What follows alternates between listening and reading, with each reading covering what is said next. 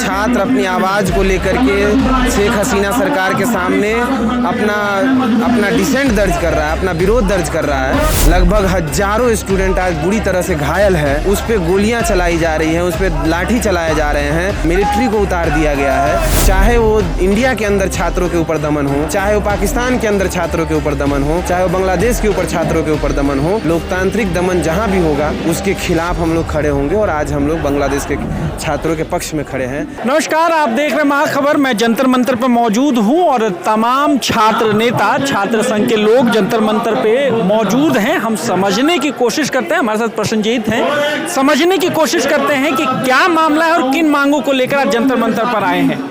देखिए, हम लोग बांग्लादेश में जो छात्र आंदोलन चल रहा है उसके समर्थन में आए हैं और हम ये साफ साफ इस बात के लिए समर्थन में है कि जिस तरह से वहाँ लोकतांत्रिक दमन हो रहा है, छात्र अपनी आवाज़ को लेकर के शेख हसीना सरकार के सामने अपना डिसेंट दर्ज कर रहा है, अपना विरोध दर्ज कर रहा है, लेकिन उसके बरक्स सरकार जिस तरह से उस पर दमन कर रही है, जिस तरह से हमने देखा कि लगभग 100 के करीब स्टूडेंट मौत के घाट उतर गए हैं, लगभग हजारों स्टूडेंट आज बुरी तरह से घायल है। उन छात्रों के सवालों को सुनने के बजाय उस पर गोलियां चलाई जा रही हैं, उस पर लाठी चलाए जा रहे हैं। न केवल सत्ता मिशनरी के द्वारा, छात्र लीग के द्वारा, जो उस वहाँ के सत्ता सरकार के छात्र संगठन है, छात्र ग्रुप है, उसके द्वारा दमन किया जा रहा है, मिलिट्री को उतार दिया गया है। तो ये एक तरह से लोकतांत्रिक दमन चाहे एशिया के किसी कोने में, चाहे दुनिया के किसी कोने में होगा, बतौर छात्र हम उस लोकतांत्रिक दमन के खिलाफ खड़े होंगे। और इसीलिए हम लोग आज जंतर मंतर पे आकर के ये बात कह रहे हैं। चाहे वो इंडिया के अंदर छात्रों के ऊपर दमन हो, चाहे वो पाकिस्तान के अंदर छात्रों के ऊपर दमन हो, चाहे वो बांग्लादेश के ऊपर छात्रों के ऊपर दमन हो, लोकतांत्रिक दमन जहाँ भी होगा उसके खिलाफ हम लोग खड़े होंगे। और आज हम लोग बांग्लादेश के छात्रों के पक्ष में खड़े हैं। हम यहाँ से सॉलिडारिटी भेज रहे हैं कि आप अपने सवालों को मजबूती से लड़िए, हम सब आपके साथ हैं। शेख हसीना सरकार को भी हम ये कहना चाहते हैं कि उन छात्रों के साथ दुनिया के तमाम प्रगतिशील छात्र खड़ा है। आप उनके सवालों को सुनिए, जो एक प्रोग्रेसिव बदलाव चाहते हैं कोटा सिस्टम में, उसको आप सुनिए, उनके साथ बैठिए, उनके साथ डायलॉग करके शांतिपूर्ण तरीके से उनके सवालों को हल करिए। यही मांग हम लोगों का है। भारत में भी छात्रों के साथ अन्याय हो रहा है। आप लोग धरना प्रदर्शन कर रहे हैं, चाहे एनटीए हो, नौकरी का मुद्दा हो। कल झारखंड में लोगों को पुलिस से पिटवाया गया। यहाँ भी दमनकारी नीतियाँ हैं। इसको कैसे देखते हैं? और बांग्लादेश तो दूर की बात है, लगता है वहाँ तक बात पहुँचेगी? बिल्कुल पहुँचेगी। ये पूरा ग्लोबल वर्ल्ड है। हम लोग लगातार ये बात, जो भी बात हम इंडिया में आज मजबूती से कह रहे हैं, हमारे बांग्लादेश तक जा रहा है ये बात, उनको ये मजबूती मिल रही है। और हम यहाँ सिर्फ बांग्लादेश की सरकार को नहीं, हम भारत की सरकार को भी ये बात कहने आए हैं कि आपको बांग्लादेश के इस दमन के खिलाफ बोलना चाहिए।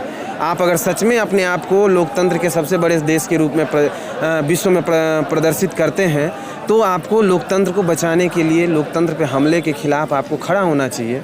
आप इस बात को करिए, शेख हसीना सरकार को ये इंस्ट्रक्ट करिए कि ये बिल्कुल ठीक नहीं है। हमारे जो सब कॉन्टिनेंट में जो इस तरह की घटना हो रही है, तो इसीलिए हम भारत की सरकार से भी अपील कर रहे हैं और साथ में वहाँ की सरकार, बांग्लादेश की सरकार को भी ये बात कह रहे हैं। और जा रहा है मीडिया के जरिए, सोशल मीडिया के जरिए सत्ता सरकार के पास ये दमन के खिलाफ जो देश भर में लोग खड़े हो रहे हैं, उसके पक्ष में आवाज़ बुलंद हो रही है।